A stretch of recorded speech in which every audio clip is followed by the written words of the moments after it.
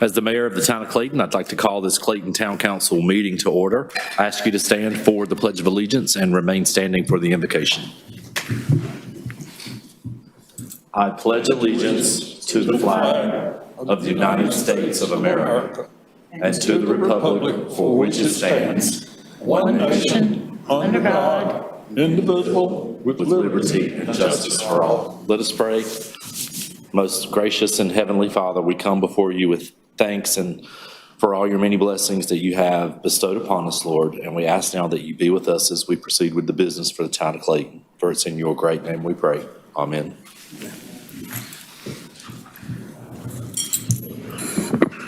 Do we have any adjustments to the agenda? Mr. Mayor, we've got a request for a closed session tonight for 4 matters. One, to consult with the attorney over litigation. Catherine's not here yet, but I understand she will be. Number 2, to discuss the location or expansion of industries, economic development. 3, to discuss the acquisition of real property. And 4, to address personnel matters. All right. I have that noted. Okay, up next is your consent agenda. Move we approve. Second. We have a motion and a second to approve the consent agenda. Is there any further discussion? All in favor say aye. Aye. And opposed, like sign. Motion carries. Up next to introductions and special presentations, beginning with employee certifications.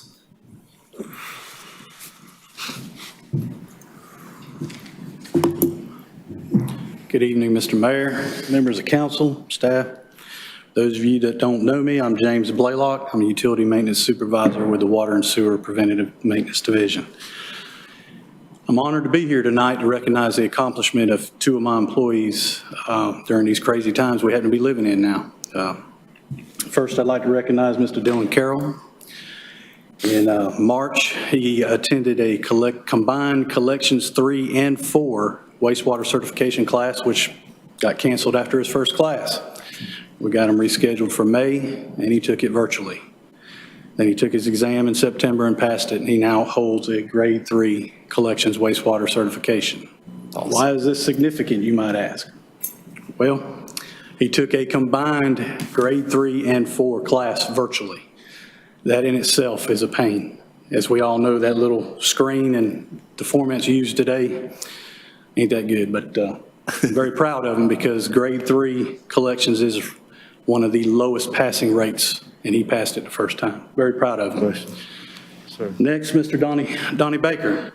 He took a water certification class back in March, which he actually got to go to the whole class. It was before they shut it down. Problem with that is the exam usually takes 1 month after you take your class. He had to wait 6, and he passed it the first time. Wow. These 2 gentlemen done very well in these times, and I'm very proud of them. And I want the council to know that you've got some of the best water and sewer employees in the state. And my crew in particular, I would put up against anybody. So thank you for your time. Thank you, JD, for allowing me to do this. Yes, sir. And y'all have a great evening.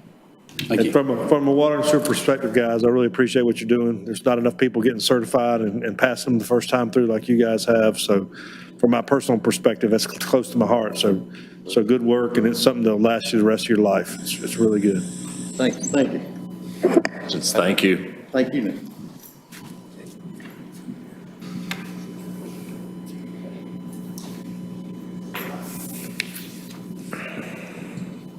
I would have probably struggled with 1 month after class taking the exam, but 6 months, I would have probably had to have a refresher course. That's so awesome.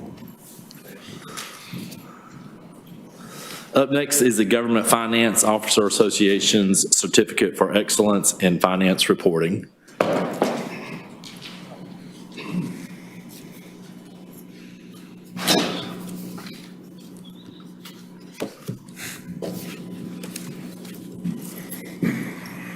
Good evening, Robert. Good evening, Mr. Mayor, members of council. The town received its 19th consecutive CAFR award. That's the highest reward in financial reporting that's offered by the Government Finance Officers Program.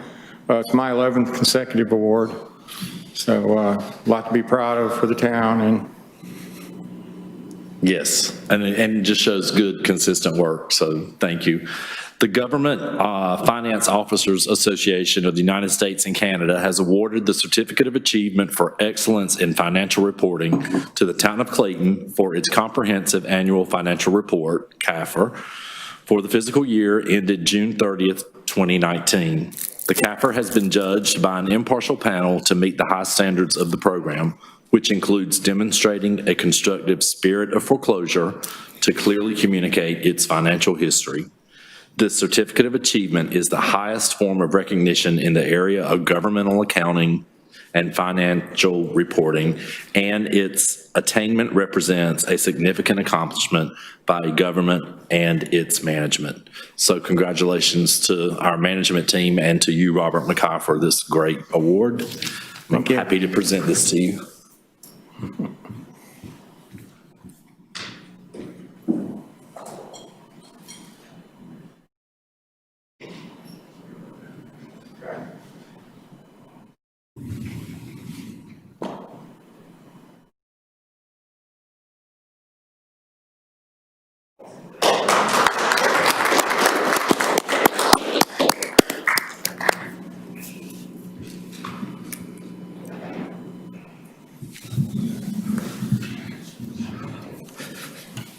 It's always great when those entities are sharing what a great job that your municipality is doing with regards to the finance.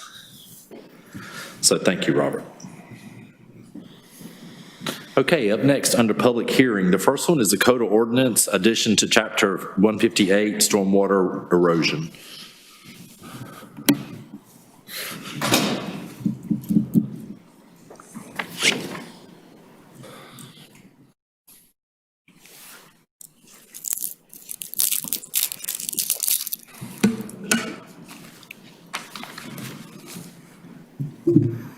Good evening, Mayor, members of council. Before I jump into the ordinance, I do want to do just a quick employee introduction. Amongst COVID, we never got to do one. So tonight I want to introduce Susan Locklear to you. She's a town stormwater engineer. She started back March 30th, I believe, amongst COVID. So probably one of the most interesting onboarding processes that most staff have seen remotely and amongst everything that was going on.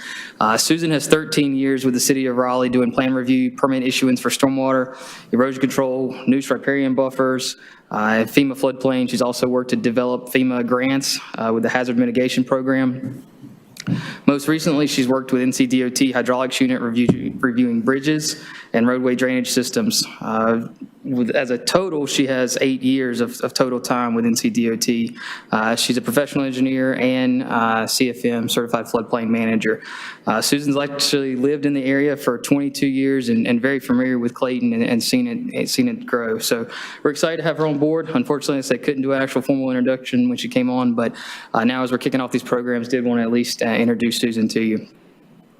So jumping into the stormwater ordinance, we've been working through bringing these programs, stormwater and erosion control, in-house. Currently, the county handles them. We have, to date, Town Council has adopted an illicit discharge detection and elimination ordinance. You guys have also adopted a erosion and sediment control ordinance. And in fact, this Thursday, we are going before the State Sedimentation Control Commission seeking formal delegations. That's this Thursday when we go before them seeking that formal delegation to implement that program January 1. The next item that we're working through is before you tonight, a stormwater ordinance. This is dealing with the post-construction piece of our Phase 2 permit. So we've got the erosion control as the site's being developed, it's being cleared, denuded, trying to retain, keep that sediment on site. Next steps are we move into that post-construction. So once everything's stabilized, there's still adverse effects from stormwater, from rainfall. You have higher runoff rates, you've got nutrients, fertilizer. So the post-construction stormwater ordinance is addressing that post-construction aspect of our permit.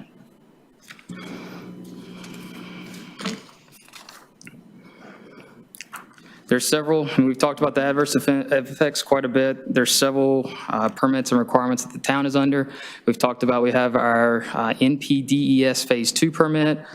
We are subject and named in the NUSE rules. We have the NUSE rule right here, so we are subject to named community, we're named community in the NUSE rules, also water supply, watershed. The proposed ordinance, as Susan's going to get into here in a little bit, captures everything that the state and federal requirements put on the town. We did hold a public engagement session on Friday, the 23rd. We had some good feedback, had some good conversation. In fact, there was one modification, and Susan will note that, that has changed since our public engagement session. So with that, I'm going to hand it to Susan to provide just kind of a brief overview of the ordinance and what's included in it.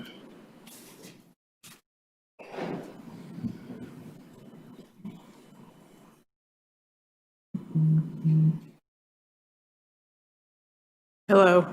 Now you guys can see my face. Put a name with a face. So as Joshua mentioned, we've put this ordinance together. Most of it is based off of, well, all of it is based off of state statutes that require us to do these things. So are you going to advance through there? You tell me what it is. Oh my God, is this one? Nope. There we go. So he touched on a couple of the permits requirements. So one is the phase 2 permit for the MPDES. I've kind of highlighted some of the sections there. One's program implementation. The town's required to implement, manage, and oversee all provisions of our stormwater plan, which I think right now we just have to draft. So that's another goal of ours, is to get a formal final stormwater plan. He touched on the illicit discharge. Erosion control is section E, and right now we're focusing on section F, which is our post-construction site runoff controls. We are proposing that this ordinance take effect January 1 of 2021 to coincide with our erosion control ordinance. So again, he touched on this as well, the nutrient strategy. I've given you the state statute. We're a named community that addresses more of the nitrogen loading in our waterways. So general information, the purpose of the ordinance is to protect, maintain, and enhance the public health, safety, environment, and general welfare by establishing minimum requirements and procedures to control the adverse effects of increased post-development stormwater runoff and non-point and point source pollutions associated with new development and redevelopment. It has been determined that proper management of construction-related and post-development stormwater runoff will minimize damages to public and private property and infrastructure. I think that might be important to you guys. I think you guys are getting some phone calls. They haven't found my number yet. So again, proposed effective date, January 1, and we did use a state template and just kind of filled in the blanks with all the requirements of the state. I'm not going to read all of these to you, but they're there. These are the exemptions that are outlined. I believe these actually came from the NUSE rules. We address residential development, we address non-residential development, and redevelopment of both. I guess the big key in there, if you'll notice, is sizes of the development and also amount of impervious. So 24% jumps out a couple times on those exemptions. So the less impervious, the less they have to do. 24 is that threshold. Once they start exceeding 24%, then they have to do a little bit more on their sites. Another key point, that last one, it says development and redevelopment that disturbs less than a stated area threshold are not exempt if such activities are part of a larger common plan of development. So again, I think we're all going to get those questions because we've already brought it up on 2 projects, and their pushback's not really the word. It's a new term. It's a new term for them. My professional opinion is that is put in there because people were piecemealing their projects to avoid having to do anything, and that's not helping our pollution issues. So they've tried to nip that in the bud right there with that one. So here's the modification that we've put in the ordinance. One of the questions that came up on Friday was grandfathering impervious area. So at what point is the impervious that's on the ground grandfathered from having to do stormwater regulations? So we've had some discussions, and we determined that we felt comfortable that November 1st of 2008 was a good date to set based on the history of the town and the stormwater ordinance. So November 1st, 2008 is the date of the agreement that the town has with the county for implementing stormwater requirements. So that was the date we chose, which I think is actually to the good, because the conversation we had on Friday, I think the date that was kind of thrown out on the table to us was earlier than that, but we really couldn't find a reason to go much further than 2008. The other piece that we've put in here is what happens when you have impervious that was on the ground prior to 2008, the impervious gets removed, and it sits idle for years, and now they want to redevelop. Do we allow that exemption still once they've reestablished it as a pervious surface? So we felt like if they did not, if a lot was cleared and reestablished as pervious and it stayed that way for a year, that we felt like that impervious allocation was out the window and we were starting as if it was a new development with no impervious. So that was our one modification to the ordinance. And Susan, if you will, this is for flow, this is for quantity, not for quality, right? I don't know that you can do that for nutrients, but you can do that for, or is it both? I would say that. Have I asked you an environmental management question? I'm sorry. Well, my experience has always been both, so I would look at it for both. That would be generous. I think the struggle we have is, regardless of when the impervious was there, they're going to have to look at the impacts downstream and the receiving systems, ditches, whatever. So whether it was, because even if it was there, it doesn't mean our downstream system was adequate either, right? So we'll have to work through those, right? Okay, so this is just our design standards. I do think this may be another place where we've gone a little bit above and beyond for detention. We've got, so a couple things. When people come in to develop a site, I think in the past, in my experience in Raleigh, was people would look at the overall site and say, okay, pre-post, we're good. Problem is, if you have 4 different discharge points and you over-detain over here, you're still affecting these people. So we've outlined that you need to do an analysis at each point of discharge, and then from there, your post-development runoff rate must be equal to or less than pre-development for your 1, 2, 10, and 25-year storm events. I think we've just added a few more in there, and that's just a matter of sizing for your orifice. So it's really not anything extraneous that we're requesting. Your water quality, you're going to see a lot of SCMs. Again, you exceed that 24%. SCMs are going to be required to treat your impervious area. And then we have nitrogen loading requirements. In the past, it's just been a loading rate of 3.6 pounds per acre per year for nitrogen, but a new regulation says that if your runoff volume match, so I can't read that from here. I don't know if you guys can, but there is a definition in the ordinance that states that the annual runoff volume after development shall not be more than 10% higher than the annual runoff volume before development. So that gives them another option for treatment that does not exist currently. Okay, so another requirement at the state level is operation and maintenance agreement. So as these SCMs go into place, the developer, homeowners, property management, or property associations are required to maintain those devices moving forward. I have reached out to some of my contacts. I've got a template for a declaration of maintenance covenants and easements that we have edited to the town's needs. So it's a standard form. They fill in the blanks for their development. Along with that, they attach the description of their property, description of their devices, their easements, along with what the required operations and maintenance is required for those devices, along with a budget. So moving forward, it's there, it goes with the land, it goes with the HOA. It's a recorded document, the Register of Deeds.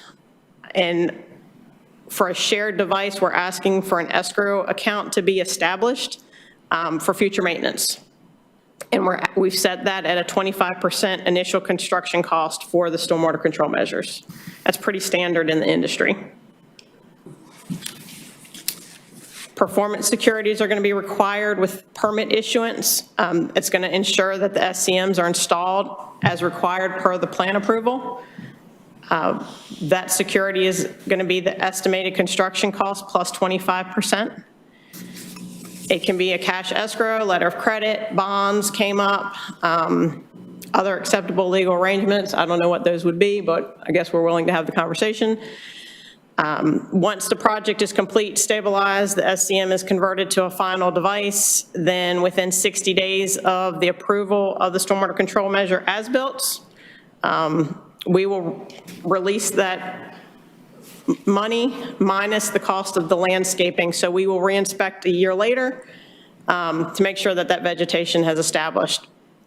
Also 25% above that contingency. And then once the landscaping is approved a year later, then we'll go ahead and release that remaining funds. We'll require as-built plans. As-built plans, and I can tell you we're ahead of the game because it took Raleigh 10 years to get this in place. So as-built plans will be required to be accepted prior to the building CO for commercial lots. And then, you know, subdivisions, obviously, we'll just have to figure out what that time frame is. As building plans, they must be reflective of the actual conditions and contain, you know, details such as inverts, depths, pipe sizes, all the relevant information to the SCM and the system that's leading to it. And that will need to be certified by the designer. Easements will be required for all the SCMs and the drainage features, ditches, et cetera. Maintenance of the SCM has to be accessible to a public right-of-way. So that's in state statute that it has to be a public right-of-way. So if there's a private street, that easement has to extend over that private street all the way out to public right-of-way. I don't know what the current language is for the town, but we're going to review it and make sure it's worded the way we want it to make it very clear as to where the ownership is, maintenance responsibilities are. So we'll provide that moving forward. And then I've just got a note on the steepness of the access, because sometimes that in itself is an issue as well. Ditches will be required to be in easements if they're conveying to the stormwater device. We get a lot of calls from property owners who are supposed to have ditches that don't, they're not maintained, et cetera, so that we're trying to highlight that and get that under control. So after the device or the development is built and the SCM is converted, there will be an annual inspection report that is required to be submitted to the town.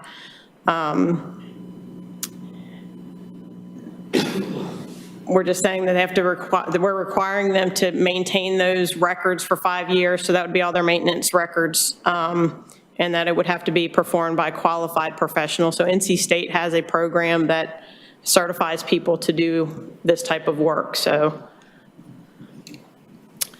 this just outlines what we're anticipating for a review process, that the stormwater plans will be reviewed as part of our current construction drawing review process. We'll collect fees at the plan review submittal, and also obtain a permit application. At that particular time, we're asking that all the environmental approvals be obtained, which would be, you know, your impacts to your streams and your buffers, floodplain, any of those items. They need to have approved prior to us issuing an approval on the plans.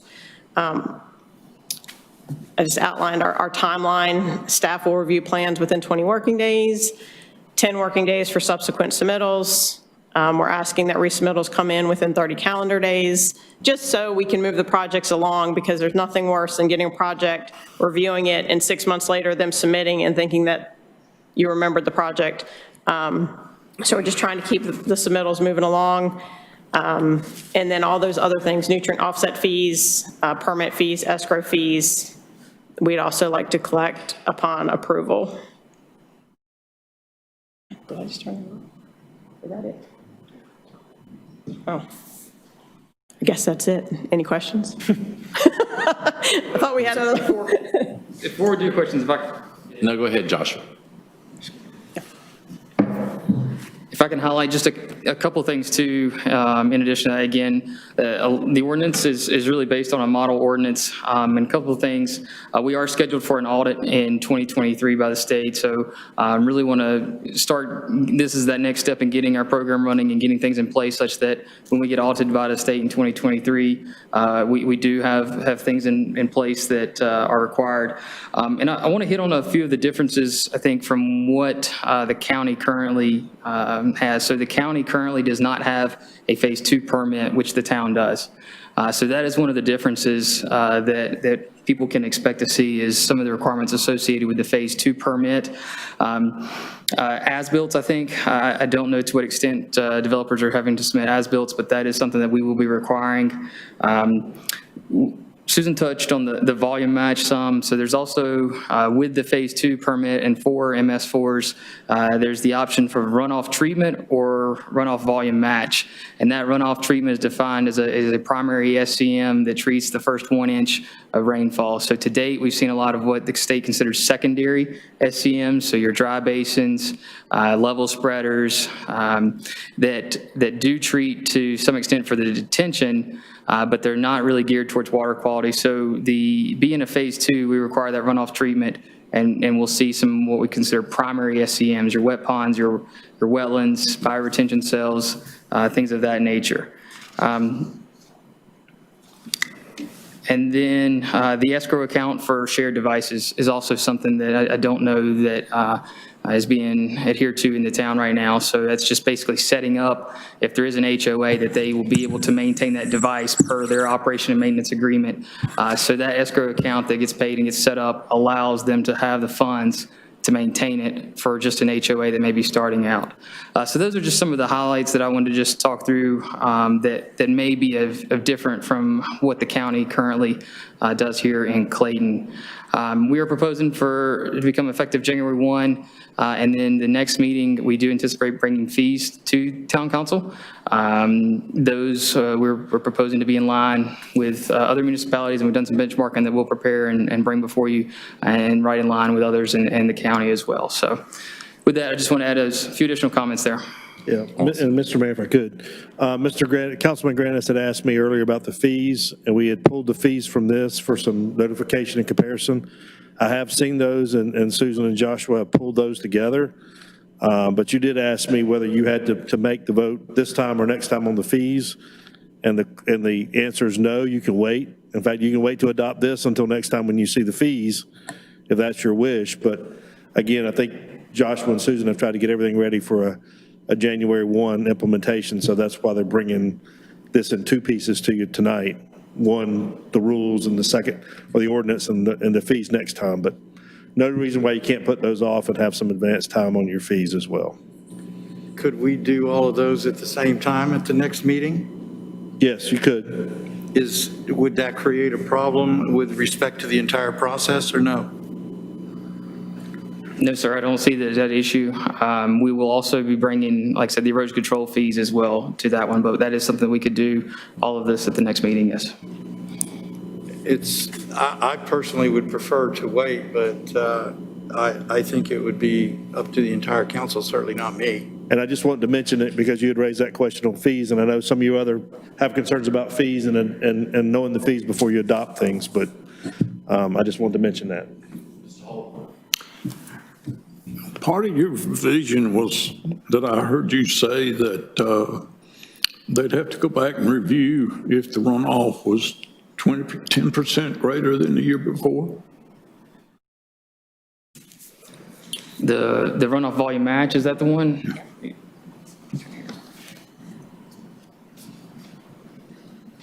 So what was the question?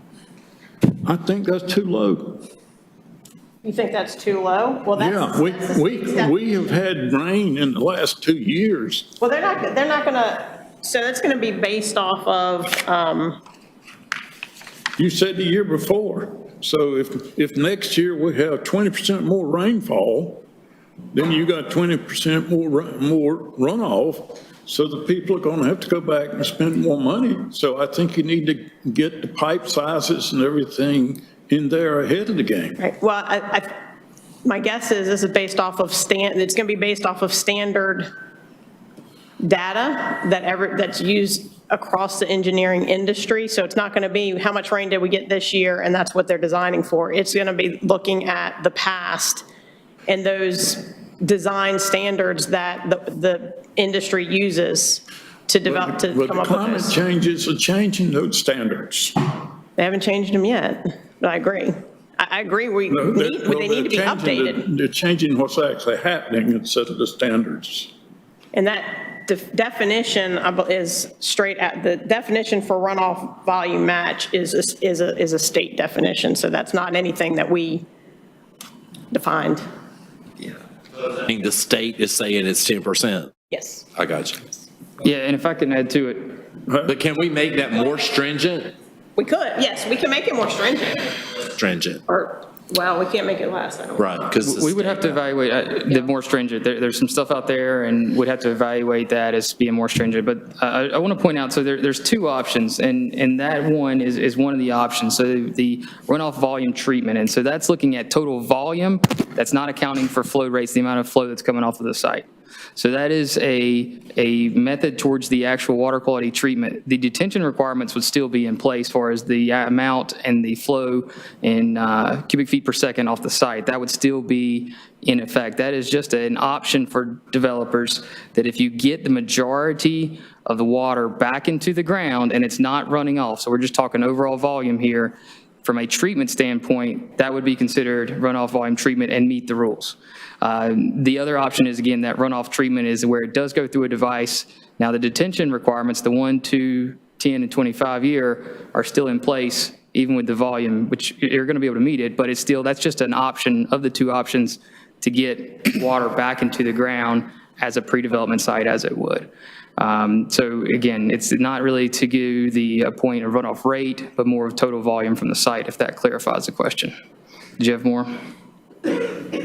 Another thing is, how much is this increasing the cost to the town?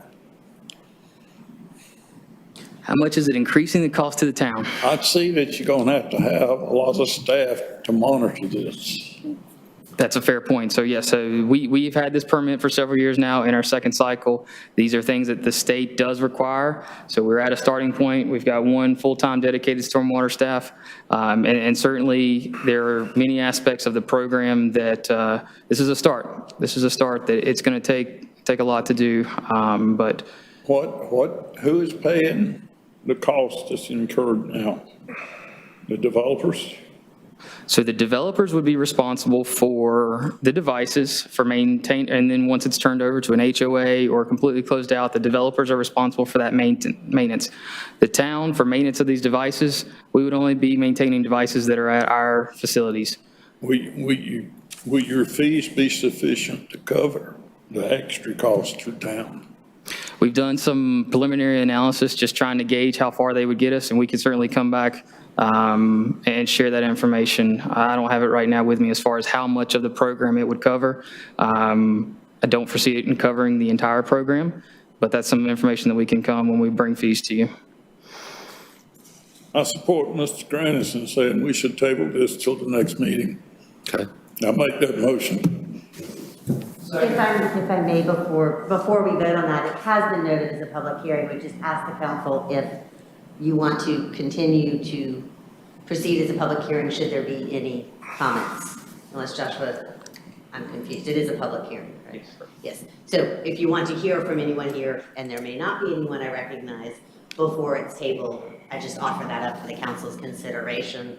Also closing the public hearing and Gotcha. have this matter just considered by the council next week as an option. Thank you, Catherine. So this has been noted as a public hearing, and if there's anyone who wishes to speak on this matter, please step forward and state your name for the record. I don't believe we had anyone signed up for that either. So I'll close, with no one wishing to speak, I'll close the public hearing, turn it over to the council. We have a motion and a second to carry this over to the next meeting. Mr. Granis? If I may, Mr. Mayor, before we make that vote, I'd like to ask a few questions. Absolutely. If I may? Okay. Under section F, which is the post-construction site runoff controls, there's an acronym which is B as in Baker, M as in Michael, P as in Paul. Could you tell me what that means? BMP, Yep, best management practice? that's what I thought, but I wasn't sure. Thank you. It is actually, Councilman Granis, is actually out of date for North Carolina. That's probably coming out of the model ordinance where SCMs here, stormwater control measures, and that's been changed in all the state rules. The model ordinance is a national rule, so it carries BMP still in it. But that's something we need to correct if we're still using BMPs in our ordinance. I believe it's our Phase 2 permit that's not been updated. It's our Phase 2 permit, I believe, still does address it as BMPs, but certainly moving forward, our ordinances, we would utilize SCM. Okay. Then under 58303, structural stormwater control requirements, item E says the measure shall discharge the storage volume at a rate equal to or less than the pre-development discharge rate for the 1 year, 24-hour storm. Could you elaborate and explain what that really means in layman's terms?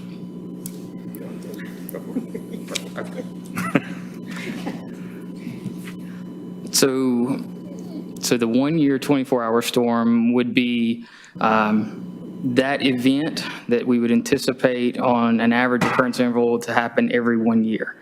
And so for that type of event, as far as intensity, the pre-development conditions, so a forested watershed, a forested, no impervious, the amount and how quickly the water is coming off of that site for that type of event has to be, it cannot be any greater in the post-development condition with impervious and buildings and all. So that water has to be tamed such that it's not leaving the site any faster than a forested field without any parking lot, impervious, or buildings. Okay. I actually understood that. That's good.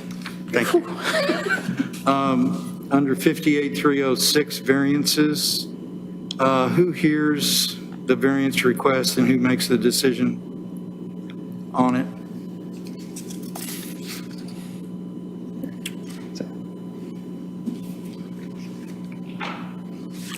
Did you catch us? What section?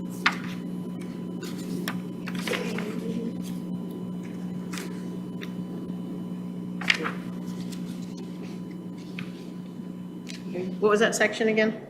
58.306 variances.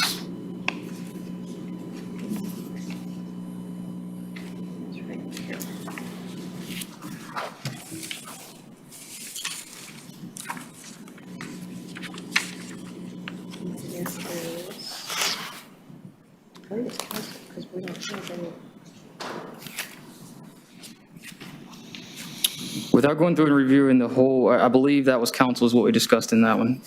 I'm sorry? I believe it was town council. Is that correct, we discussed? Is that a noose nutrient rule, or is that a layout rule? I don't know ordinance. If it's noose nutrient rule, it's got to be the Environmental Management Commission or staff. A minor variance would go to DEQ staff to review. A major variance would go to the Environmental Management Commission, which we do that regularly for places like Durham and Cary, who've got major issues in the Neuse Basin. So it depends on what it is. Yeah. Yeah, I don't know if we differentiate here, but that's something we can certainly clean up and bring back. So if I understand you right, we're saying that it's going up to a state level, is that correct? If it's a noose nutrient rule, that is correct. And if it's not? It would be done locally by council. Okay.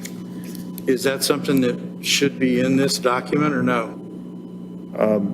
it should be cited in state rules. If there's a state rule for that, and that's one of the things we can give you as you're asking questions. If you got questions, we can go back and cite state-specific rule. It's been a major debate for the last 6 or 8 years, and so we can go back and cite the specific rule, and that's where we got to be careful. We stay right down the line with what's in the state rules versus what may be in a national model ordinance, which may not have purview in North Carolina. But we can state that for you. Okay. Next question pertains to homeowners associations. If I understand this right, the money that goes into reserve does that go to the HOA for future renovations or improvements or repairs, or is that something that is held in reserves for a period of time by the town, and then it goes back to the developer?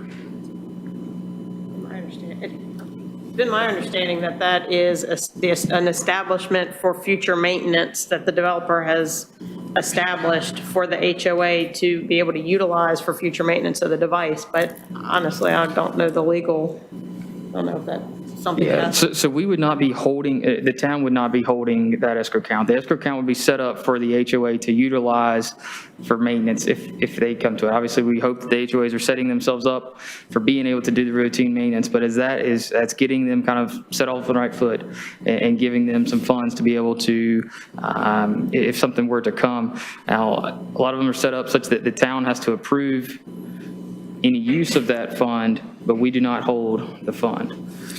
And at what point would these reserves be required? The way it's set up for all shared devices, how we are proposing is that prior to permit issuance, the developer contributes that much into the escrow account before the permit is issued. So it would be at the time of the approval of the permit. And that's before the work begins? Yes, sir. Okay. That's all I've got. Thank you, Mayor. Anyone else? Mr. Holder? I want to thank you for your efforts on this. I know it's not first time through. It's not something you hit all the points. But I'm a little concerned about the overall thing and the impact. So. All right. So we have a motion and a second to hold off or carry this forward to the next meeting when we will get some additional information on the fee structure and some additional information beyond that. So we have a motion and a second. Is there any other discussion? All in favor say aye. Aye. Opposed? None. Motion carries. Susan, we want to welcome you to the town of Clayton. You have already scored some tremendous brownie points with the mayor because anytime you throw your boss under the bus and put him in the spotlight and on the spot, I think that is a strong employee. So as long as you continue to do that with Joshua, I think you're going to be just fine in the town of Clayton. We're getting our money's worth out of you, boy. Thank you both. Thank you. Thank you. Very good.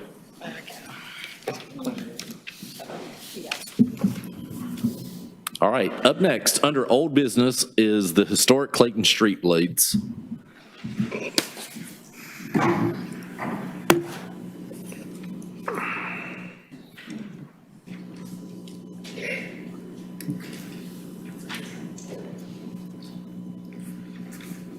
Good evening, Mayor and Council. Patrick Pierce, Economic Development Director. And I think we've got a presentation here. It should be on the desktop. It should say updated, because Jen sent me a late this afternoon. All right, so I'm not David or Jen, but I'm going to run us through this. And so I know that this has been a project that has been a long time coming. We are celebrating 10 years of having a nationally registered historic district here in the town of Clayton. And part of the point of this presentation is to help educate everyone about that, because I don't think a lot of people know that we have this district here and some of the different characteristics between different types of districts and some ideas, and then a specific proposal that we have been working on that came from the Downtown Development Advisory Board. So with, oh, I don't know why it's doing that. Okay, well, we have a glitch there, but the point of this is we've got many other communities that have historic signage programs in different ways. We have that now in some ways in terms of some of the banners we do on the utility poles, as other folks do, different types of signage, and we'll be looking at the historic district sign blades.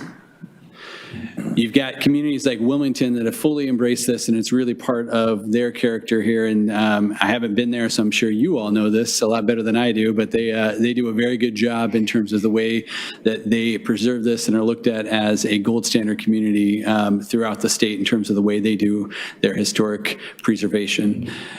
So there's been some question as we have gone through this. What's the difference between a local registered district and a national registered district and a local historic district, and really making sure that we, delineate between the two.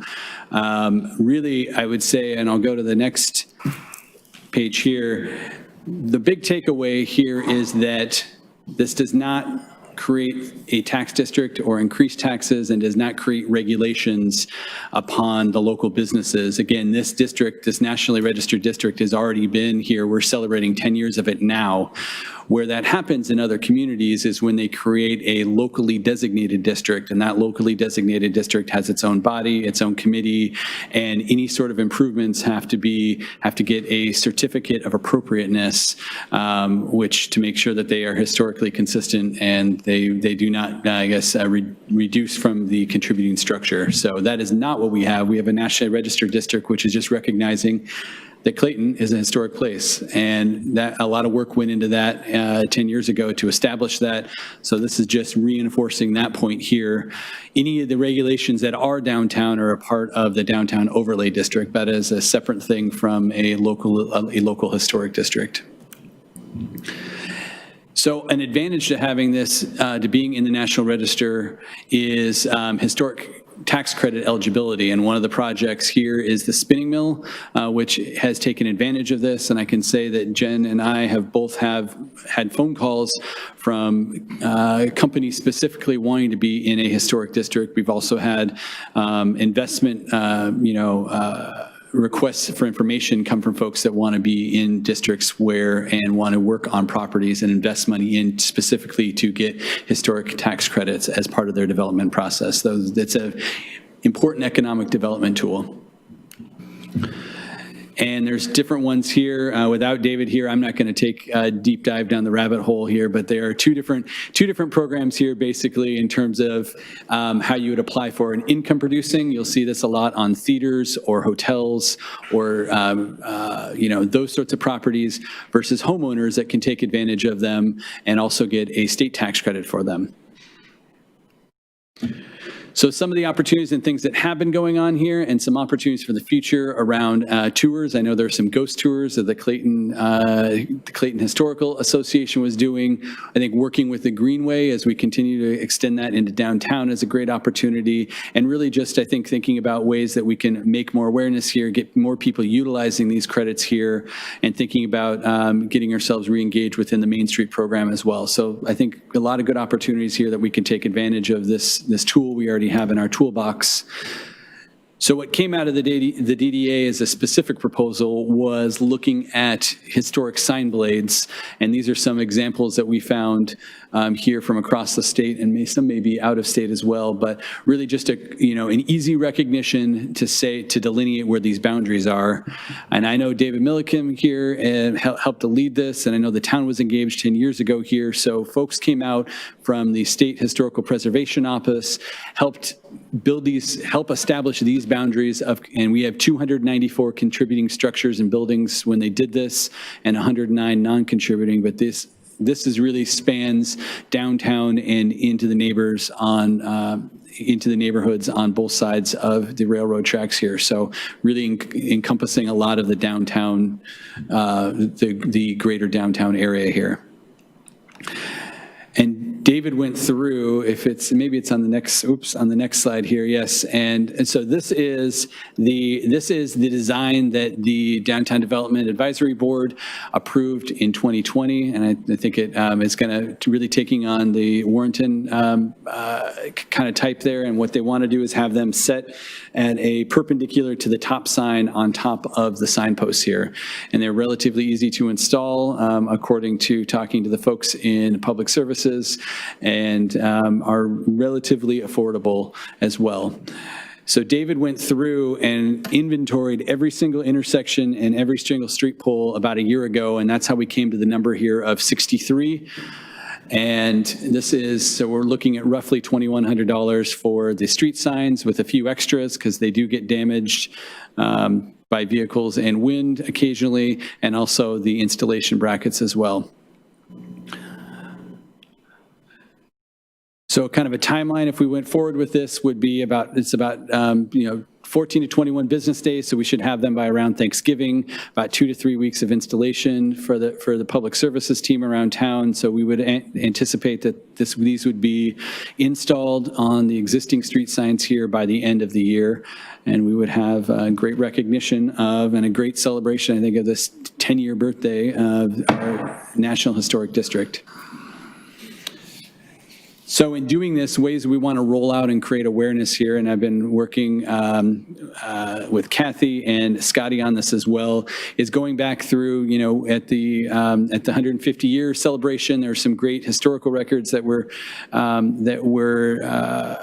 taken there. I think there's an archive in Duke and a great video there that we want to be able to highlight some of those things and post those and kind of do a social media campaign that rolls out starting November 28th and kind of through the month of December. I think it's a great opportunity to both look back at the history and celebrate that, but as we also have things like the growth plan coming forward is a great way to think about both looking back as well as also looking forward into where we're going. And we made sure to reach out to some of our local property owners downtown and development community. I'll let you read these, but really everyone said, oh, this is great. Some of them knew about it, some of them didn't know about it, but all of them thought it was a great, low-cost, affordable way to celebrate something that we have here and really celebrate the character of our downtown and part of what makes Clayton special. Patrick, who are some of those people you talked to? In addition to the DDA board and that, who were some of the other people you met with separately? So we talked with the Lees, we talked with the Lipscombs, we talked with the Blackleys, we talked with the Austins. I feel like I'm missing one or two there, but we got probably 6 or 8 different folks that we know have property holdings downtown, that recommendations in conversations of folks to talk to. So I wouldn't say that it was exhaustive, but we figured if we had a sample of those folks there, that represented at least a decent sample here. And if we didn't get any opposition, what we didn't, that was probably a good sign that we were on solid footing moving forward to bringing this to you. I hope that was a good assumption, but. So with that, welcome any sort of questions here, and I will gladly defer to my other co-presenters that aren't here if you have anything extremely technical down a rabbit hole, but. I just want to make sure we know what you're asking. We've got about, $1,500 in the budget or 2,000, something around that for those? We've got money in the budget able to do this. It's about $2,100. So there's no money that we don't need to have any appropriation, but more just wanted to, same way we didn't want to surprise our property owners and other folks downtown, didn't want to surprise council and make sure that you all knew that when these things pop up, that you knew that it was something that was happening and would obviously, like your support moving forward. Can you go back to what it looks like? Oh, yeah.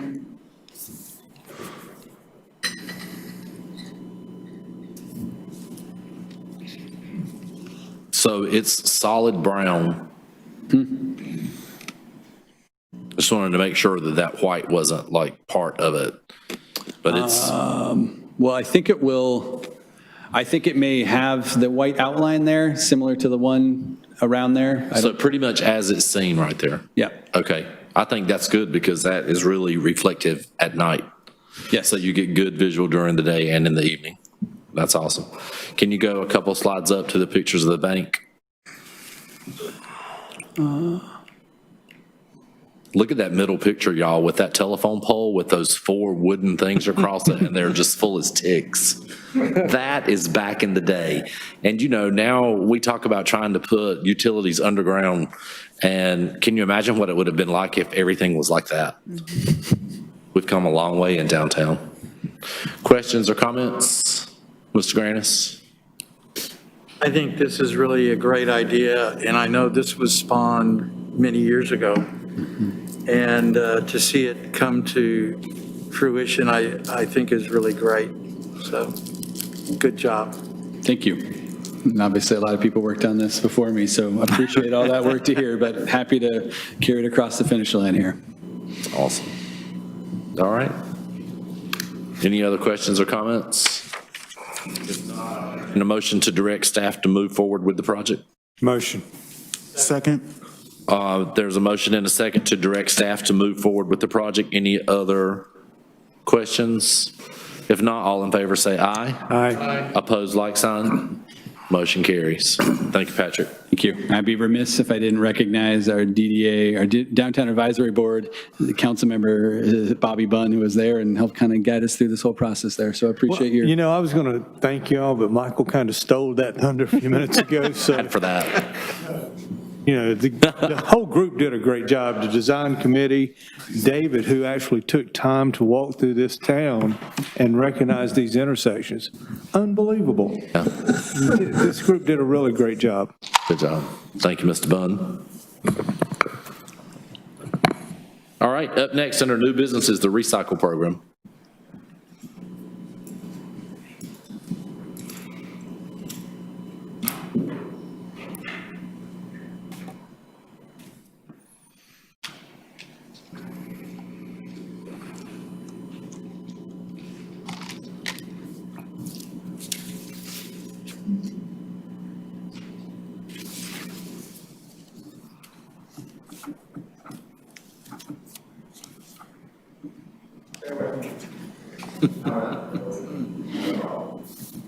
We know technology is not your forte.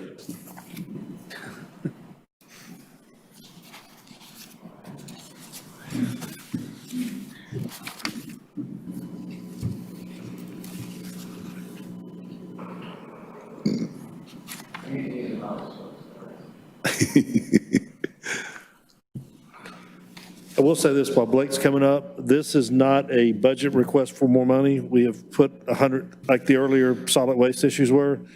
This was, we put an extra 100,000, Blake will tell you, into this budget.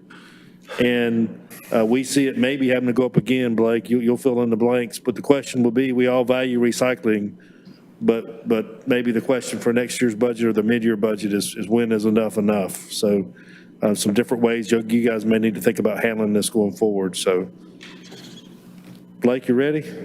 I bought you all the time I can, brother. All right. Yes, I am ready. Good evening, Mayor, Town Council, Blake Mills, Assistant Director of Public Services. I'm going to talk to you tonight about recycling. Basically give you the facts, what's making money, what's not making money. And basically recycling is it's a commodity. So it's basically based on the marketplace. It fluctuates in price based on supply, demand. And historically, recycling's been very good to us. It's actually made money at the MRFs. Basically, the processing costs have all been paid for by the revenues generated by the recycling. And it's also had the added benefit that it diverted waste from landfill, so it saved us $37 a ton disposing of solid waste. Now, right now, things are a little bit different. Recycling is actually losing money right now. And it's just started losing money in May of 2018 is when it first started losing money, where the processing costs were greater than the revenues generated from the recyclables. And in December of 2018, it actually was losing $20.19 a ton. Now, why that's significant is our contract with All-Star says that if it loses more than $14 a ton, then we have to pay the difference. So we first started paying those differential costs in December of 2018. And what that's really translated into, in fiscal year 2019, we ended up having to pay $28,000 in really recycling processing costs, when in the previous years we've never paid anything. In fiscal year 20, we paid almost $75,000. And this year, things have got a little bit better, but we're still looking to pay upwards around $62,000. And the good news is we budgeted about $100,000 because we thought maybe it was going south. So we have the money to pay for it. And over the last 2 months, recycling's basically stayed pretty steady. So the September month and the October month were very similar. So they're trending about $62,000 still. So what makes money in recyclables? Aluminum cans, big money, $637 a ton. So that's huge. Unfortunately, everything else loses money right now. Like we do generate revenue for cardboard at $73 a ton, mixed paper $55, steel cans are $46 a ton, plastics $37. But processing costs at the MRF are $95 a ton. So they're all generating less than $95 a ton. So we're losing money on every single one of those. The biggest loser today is glass. Glass makes no money. It's actually losing $11 a ton, meaning we bring it there, they charge us $11 extra because it's glass. And then they charge us to sort the glass for $95 a ton. So now we're talking $106 a ton. Whereas normally you could dispose of it in the garbage for $37 a ton. So you're almost paying 3 times as much for glass right now. And glass is traditionally, it has never made money in recycling. So what is the true cost of recycling? Well, there's really 2 components to recycling. There's the processing costs at the MRFs, and which in the past have actually been revenues, and then there's the collection costs. So the big part of those costs today are really in collection. 88% of the costs are collection, 12% are really processing right now. So $62,000, if we pay that this year, it's going to translate to $39 a ton. Well, the collection cost to go door to door to each house to pick it up every week ends up costing $298 a ton. So huge money in collection, not so much money in the processing at the MRF. So the total recycling costs are really $536,000 of what we're paying, or $337 a ton. Now, what does that really mean? Well, what it means is what we used to do was we used to throw it in the garbage. So we traditionally compare it to what would it cost to get rid of it in traditional ways before we recycle. Well, today it costs $138 a ton for garbage disposal. Basically, to take it to the landfill and pick it up door to door. Recycling costs $337 a ton. So that's really a big differential. That's $199 a ton. Now, why is it so much different? Well, it's really 2.4 times more, which is quite significant. But when you look at the volumes, 19% of our waste is recycling, 81% of it is solid waste. So we collect recycling cheaper at $4.48 per month to take it door to door weekly. For solid waste, it costs $6.65. So it's actually costing less to pick up recycling every week, 33% less. But we're collecting 4 times more volume in solid waste. So that translates to the cost per ton is 2.4 times greater, just because of the volumes itself. So when we look at, these kind of crazy numbers of really high recycling dollars, what does that really mean? Does recycling, does it really pay for itself when you're looking at numbers like that? And some people today would still say, yes, it does. Now, when you look strictly at the costs, well, the costs are dramatically greater for recycling. So strictly from a cost point of view, it's not paying for itself. That's pretty simple. The numbers don't lie. You can see that. But when you look at recycling as far as the volume, really the intent was for the processing costs to pay for themselves and generate some revenue that we're diverting. That was the whole intent of the program when it started. It wasn't necessarily set up to pay for itself right out of the gate. So on a volume side, it wasn't intended for that, but it was supposed to pay for itself at the MRFs.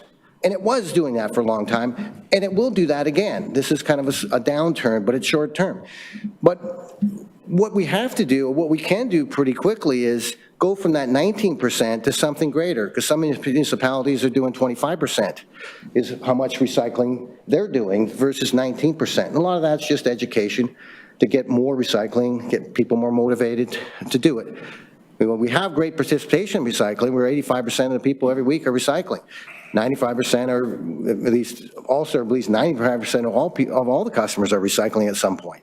So there's great participation. You just have to get more educated on what could be recycled so they can actually recycle more, because there's things we're throwing away that can be recycled. So if you take our 19% and you brought it to 40%, all of a sudden those numbers switch drastically, where now recycling is costing about the same as solid waste. So they can shift pretty quickly once you get those volumes up, and that's really the key of this, is to get those volumes up. So we got a very small volume. That's one of the big things that's hurting it right now, but that can be turned around.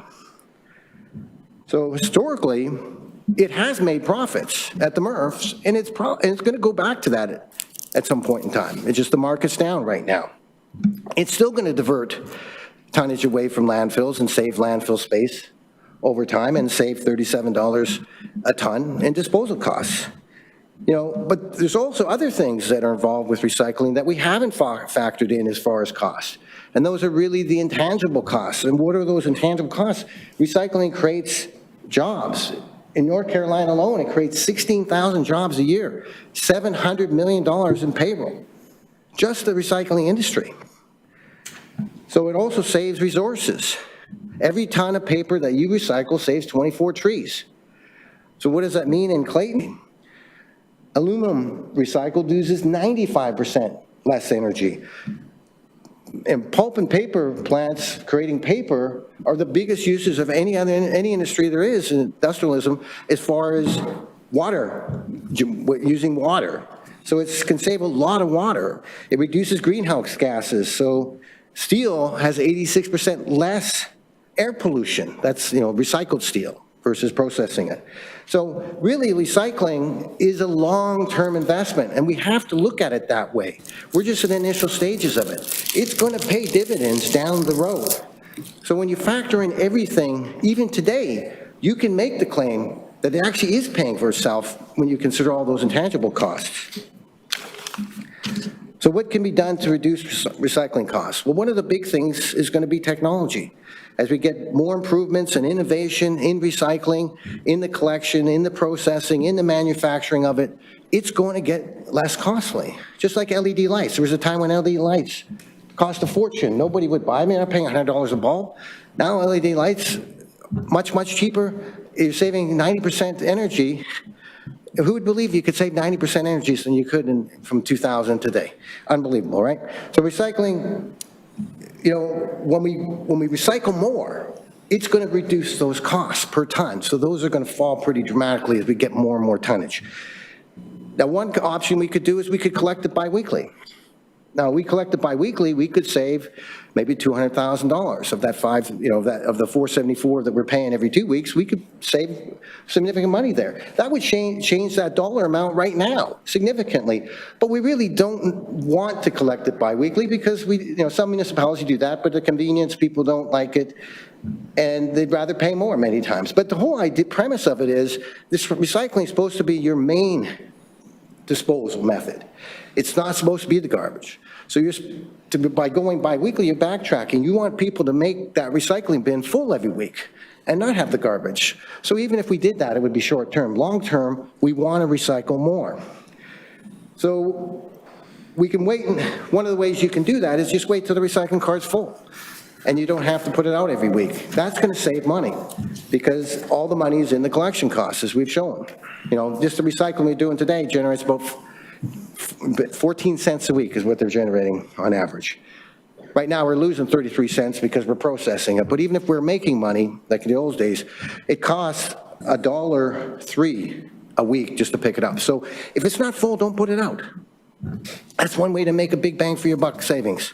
At least you save the contractor money. Over time, the town will save on that too. And the other question is, should we recycle, or if we reduce our contamination, we're going to save some costs there. How much would we save? We got 14% contamination, we'd save $22,000. Education help with that. I gave one of those pamphlets that you have that shows just people diligently packaging up the recycling, trying to help out, is actually hurting it because we have to throw all those away because they're already packaged in a bag. They can't take those to the processing plant because they can't pull them apart. You're going to tear your rotator cuff out doing it all day long, ripping things apart. You put it through the machines, it clogs up the machines. They just throw it away. So that's a shame. So we just have to educate people. Some of those things, we just have to get that out there and work a little harder on that. And we can save some of those contamination. About glass, now there's big controversy about glass. What should we do with that? Should we not recycle it because it's not making money? In fact, losing money. Well, the answer on that is, even if we stop recycling glass, we're only saving about $17,000. It's about 90% of our recycle stream. And when you look at it, people love recycling glass. That was a cornerstone of almost all recycling programs. So by taking it away, it confuses everybody, and it's actually more harmful than it's beneficial. It's better to keep recycling glass. Maybe with innovation and technology, we can actually improve the processing and make that better over time. So we have to give it some time. So I wouldn't suggest cutting that out. So, in conclusion, I think what we have to do is really just stay the course, do what we're doing. This is a really short-term thing with the commodity market. Things are going to get better. And we got to look at it as a long-term investment.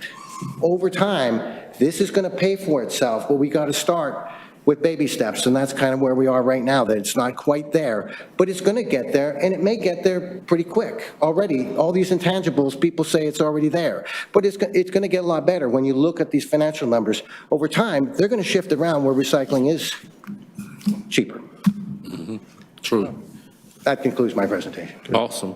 So this is one of the things we were looking at as far as the solid waste. We talked about bulk waste, the solid waste contract coming up next year. Recycling was something we want to make sure you guys know we've done an analysis of. As Blake pointed out, it's been a couple of years since we have been losing money, and we are losing money on recycling. I think most people feel like it's a good thing. However, as we start losing $75,000 a year on recycling for a community of 25,000 people, that's $3 a head that we're losing. So some more things that Blake talked about as you guys direct us, we'll think about recycling, we'll think about different ways to save money, but it is real money if it keeps going in this direction. So I got a question for you. With this pandemic going on, do you think, because I know from personal experience, my wife works at home now, she has an Amazon account. I'm thinking about asking for another recycle bin. My recycle bin every week is chugged full of cardboard. Yeah. Trash, not so much. But once she goes back to work, less boxes will be coming to the house, I hope. I pray. Right. And I think we can continue to look at those numbers. I think with everything that we're doing, it's hard to tell what's permanent with our growth and what's, pandemic inflicted. But we know the cost is not getting any better, or the cost of recycling. We're still going to be losing money because it costs us a lot to process it here, and then we don't have China or some of the Asian countries. Correct. But we may have it, because everybody's going to Amazon and they're getting all these boxes, There's just so many boxes, how many can you use? So supply and demand. Have you seen a spike since March of really heavy-duty recycling since the pandemic started? Well, you see where I'm going with that, right? Yeah, I don't know if I've seen a significant change in it, but you do bring a good point. Are all these boxes causing a little bit more waste there? I didn't actually check back to where it was in March, but no, at my house it has increased drastically. I don't doubt that. Yes. Mr. Holder. Part of the problem with recycling is China has quit doing a lot of recycling conversion. And in my opinion, we need to encourage our state legislature and our federal legislature to encourage and put incentives for companies in the U.S. to start recycling processes. Go to the landfill and climb that mountain they're building and watch what's being dumped. I went out there with a partial trailer load. I was there for 10 minutes. There were 6 vehicles there unloading while I was there. All kinds of debris, construction. A lot of this stuff could possibly be recycled. So we as governmental agencies and organizations need to do a better job of educating our citizens of what can be recycled. And I've been thinking about, should we do bi-weekly recycling? Well, All-Star still don't have the cost, whether their truck makes the run or not. So we need to get people to put more in recycle. Me, I have a half can of garbage and a half can of recycle a week, so. Yep. But probably part of my garbage could be recycled if I did a better job of separating it. So it's not going to go away. Very true. Anyone else? Mr. Granis? This is not directly related, but I've had a lot of citizens ask, can we get smaller containers? And I think they're 90-gallon containers, I believe. Correct. And most of the citizens that have asked that question are seniors who are either living alone or it's just they and their husband or wife. And they don't accumulate a lot of refuse. And that's the reason the question was asked. And I know we don't offer that today. I'm just curious if that's something that we should at least look into. What ends up happening is that these folks in some cases certainly go every other week and in some cases every third week because there's just no volume. Just a thought. Right. Although going every other week or every third week actually saves money because if they don't put it out, and we actually encourage that on the website, if the town website, if you don't have a full recycling container, don't put it out.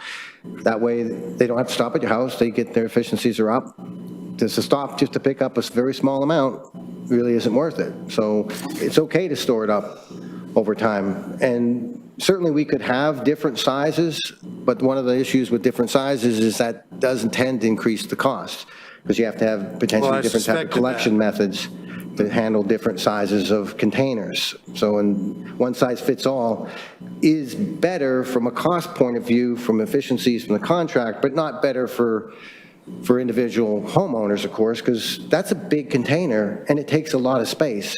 So there's some people that say, well, I'm not going to recycle because I have no room for that. So I can appreciate that some people would prefer to have a smaller container and so they can handle it because they don't have that much recycling or garbage when they're just, 2 people living in the household.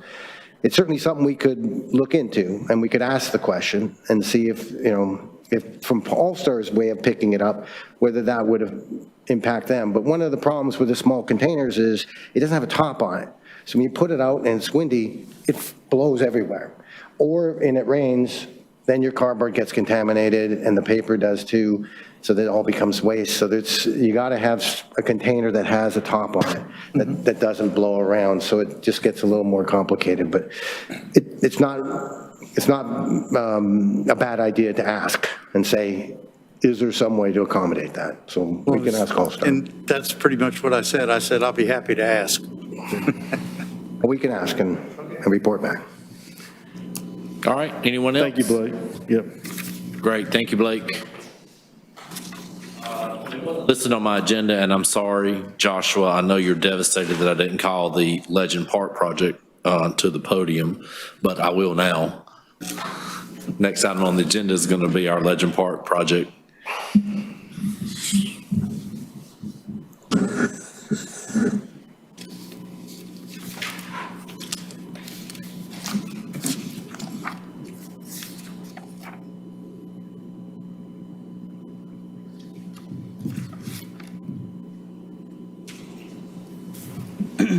All right, so Blake provided a good segue, I guess, from recycle into landfill. So I want to come before you tonight and just provide a brief update on what the state is doing at Legend Park, the landfill that they're at Legend Park. So many of you are familiar with the site, but just to recap, along City Road across from the Parkview private subdivision, we have a park known as Legend Park.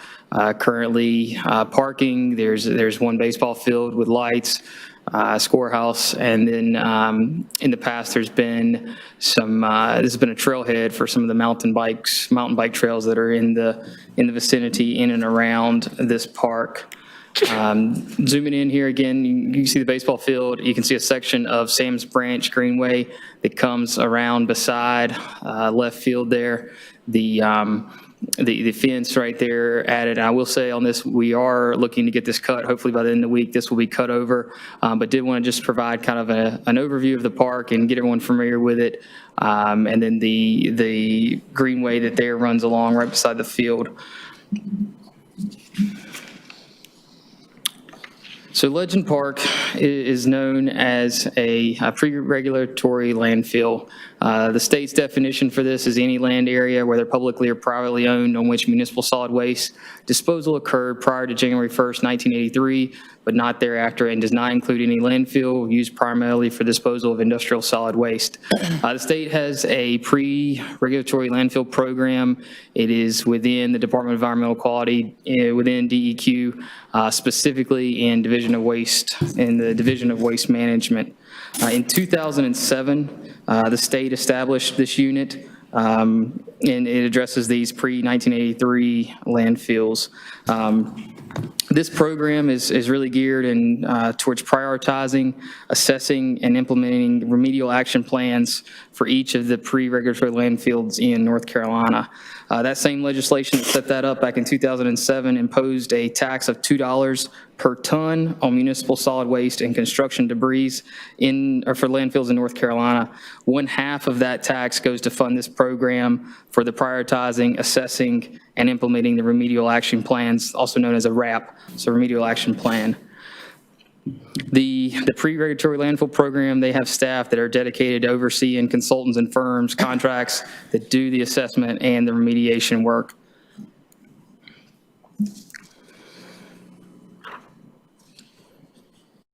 So Legend Park, as I stated earlier, is one of these pre-regulatory landfills. Excuse me, no, it's got backwards. So the state has been working on this site. I want to kind of give you an update. Several things have taken place. The state has worked to do waste characterization, so they've done borings to go out and see what type of material is there, how deep, how much cover is over top of it. There's been gas investigations to see are there gases coming off of this. There's done geotech, groundwater sampling, groundwater well monitoring, and then some borings to really define the boundary as to where the waste is. It does not show up great on this picture, but you can see the red lines here are the property lines. The dotted, this dashed here black line is the current, based on all these investigations, is the current boundary of where the landfill exists today. So based on all their evaluations and investigations, for the majority of it, it is contained on the site that the town of Clayton does own. To the south here, there is just a small area that does extend onto private property off of the town site. And then same thing here next to City Road, there's a small portion that extends just outside the town's boundaries. To date, the state has been working to take all of this information as far as the characterization, the depths, and come up with that RAP, that remedial action plan. Based on the amount, the size of it, it's really cost prohibitive to completely excavate this and haul off. So we're looking at some remediation where the site would be capped, where there is waste, there's a stream. Let's see if I can get this right. Stream down along the property line through here. So part of the plan would be to pull some of the waste back from the stream bank here, pull it back, relocate it on site, and then therefore put a cap over all of that. It's just cost prohibitive to completely excavate all the material and take it off site. So working through that and looking to really get through all the details on that is currently undergoing, and the state is working on that with different consultants. Upon completion of that, the state will evaluate this compared to other projects, other needs within the state. I think last I heard, there's another 24 sites that are in a similar situation as ours that are competing for that funding, for that tax that funds this program. So upon completion of it, they'll look at a total cost of the project, look at the funding, look at the other projects, and make decisions as to whether this remedial action plan, if they will implement it, and when to proceed with that. Kind of based on the information I've got, with this being streamed down through there with floodplain, we and at the staff level do feel it ranks high from what we've gauged, but we still don't have confirmation as to exactly if and when and at what date this would be funded by the state. Upon the completion of all that, it would go through a public notice process and proceed. We do have monthly progress meetings with DEQ staff to check in on the status, to see what we can do to keep it moving, providing additional information we can, and then also just coordinate with them, long-term. Long-term, we're certainly looking at some land use restrictions on the property as far as what we can do, and trying to be a part of that design, be a part of that remedial action plan, such that we keep as many options open for the town in the future as they look to implement this remedial action plan. So with that, just kind of a high-level overview. Want to provide an update on where we're at as we continue to work with the state. We'll take any questions, or if town manager has any additional comments. Yeah, I would just show us again where our new $3.1 million trail goes through. But we're right by the ball fields, kind of between. Can you show that on the map you were just on? Just highlight the area. On the one that has the waste boundary, or the aerial I showed earlier? That one there. Yeah, so let's see here. It hugs in right there by the left field of the ball field. Correct. So there's two sections. The trail, Sam's Ridge Greenway, in about this location right here, it splits off. The main trail continues along the property line to a crosswalk that crosses over City Road. And there's another segment of trail that comes down along by the fence to the trail, to the parking area here. So two segments, the main trail on the property line, and then another that comes down by the fence right here. As we go to look forward, this is not a high priority for Parks and Rec to keep the field there. But from a standpoint of usable property or property beside our trail, the debate will be for you guys as we go forward. How much time and effort do we spend on keeping that? We've still got, as Joshua said, we got ball fields there, or dugouts. We got lights that are being hung there and other things. So, I think some of us talked a little bit about you still want to look presentable, but you don't want to spend a lot of money on what you do there. But it is going to be right there by what's called Park View by some of our developers, and right there where the public's going to be walking by to see town facilities. So basically, this property is not good to be used for anything. It's dead land. No, it can't be used, and Joshua can go back through it, but somewhere between 18 inches and 1 foot of cover will probably be put back on the land, which will make the dugouts look maybe a little weird, but we could still use it as a ball field. We could still use it as a laydown area for storing Parks and Rec equipment, or for, if we had some adjacent land to it, we could build an operations center or something there and use this just for.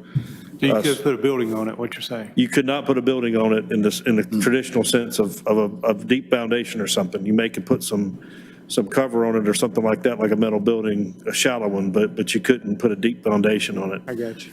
So it is a very restricted piece of property. I do think it needs to be maintained better than what I'm seeing in this picture, though, if that's the current picture. Yeah. Yes, sir. And we're working on that. It looks kind of forgotten.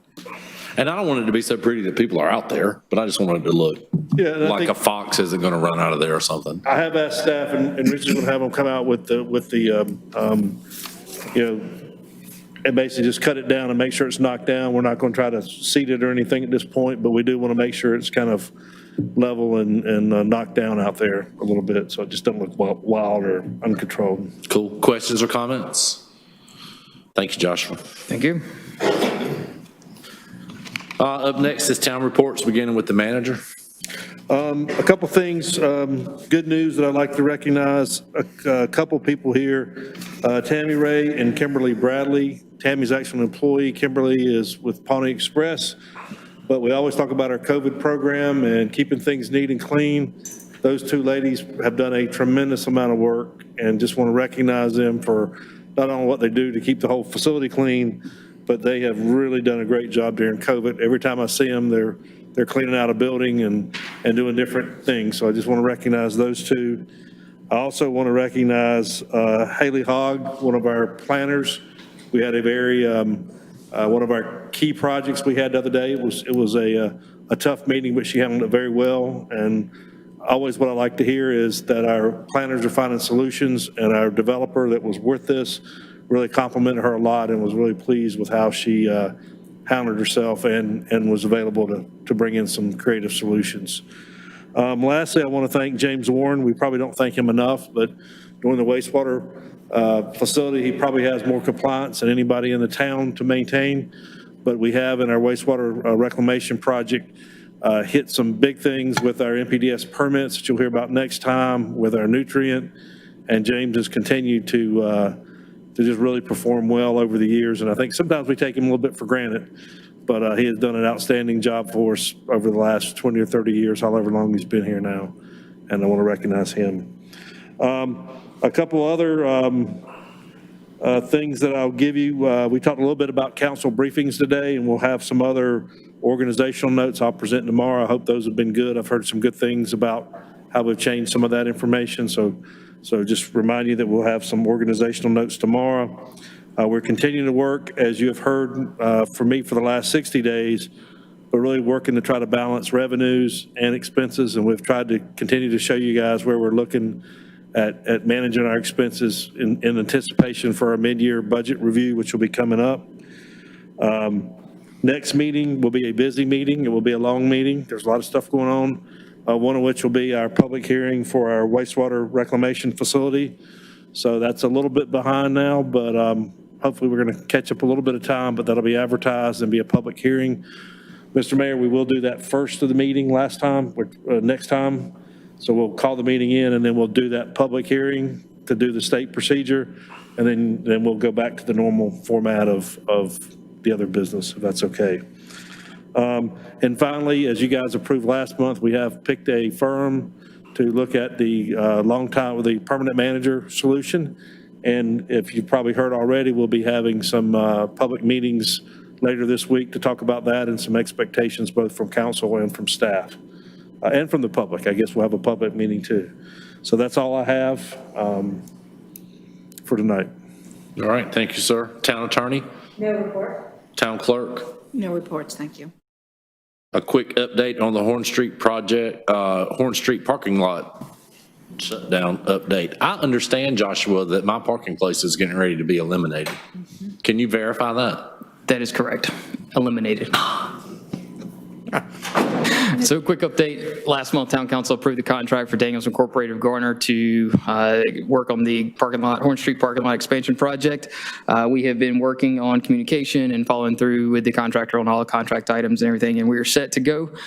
So everything is in place. We have been working to notify the public via message boards. We got some message boards up. We worked with Kathy to do some social media messaging, and then we've also had direct meetings with each of the adjacent property owners that would be right up against the project to talk through the project with them. The contractor is set to mobilize tomorrow morning. So tomorrow morning, the parking lot will be blocked off and not available for parking, including your spot, Mayor. So do we really have a plan for like where everybody will go? And everybody meaning just the town employees on the days that they are coming into the building to work? I mean, is it help yourself best you can? So no, we've tried to work through some options. So the basement contractor is finishing up. I know they're still using a few of the angled parking spots there along Fayetteville. That should be finishing up here in the next few weeks. We have asked them to not utilize the angled parking spots along 2nd Street, and so just stick to what's here at Fayetteville. But then we have Town Square parking available at Town Square, and then also on-street parking.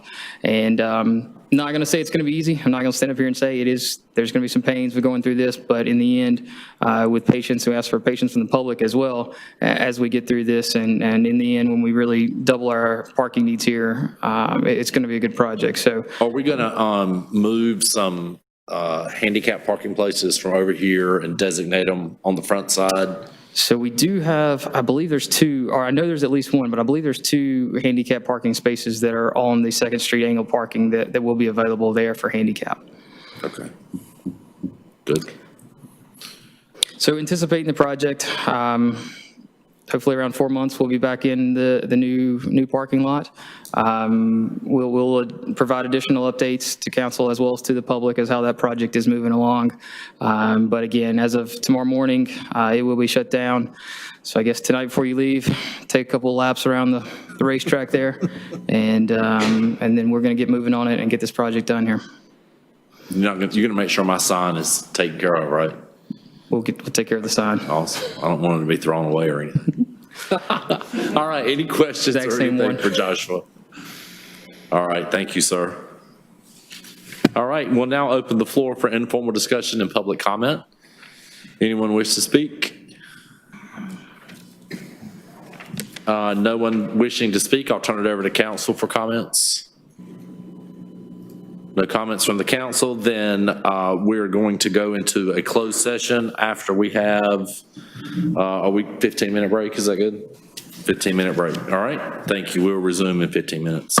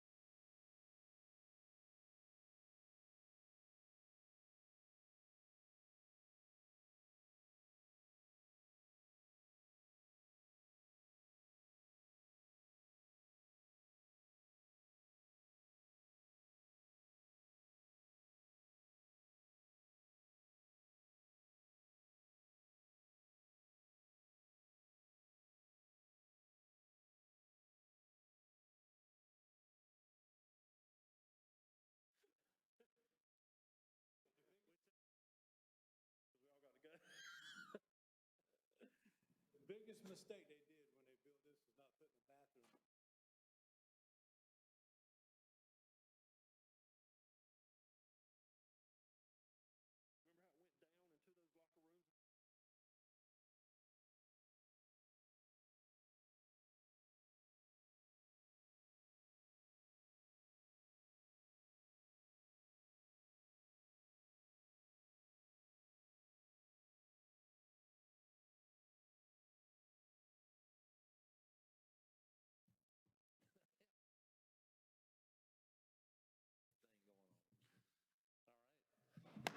I want to call our meeting back to order, and if there's nothing else to come before this council, I'll entertain a motion to adjourn. So moved. Second. We have a motion and a second for adjournment. Any further discussion?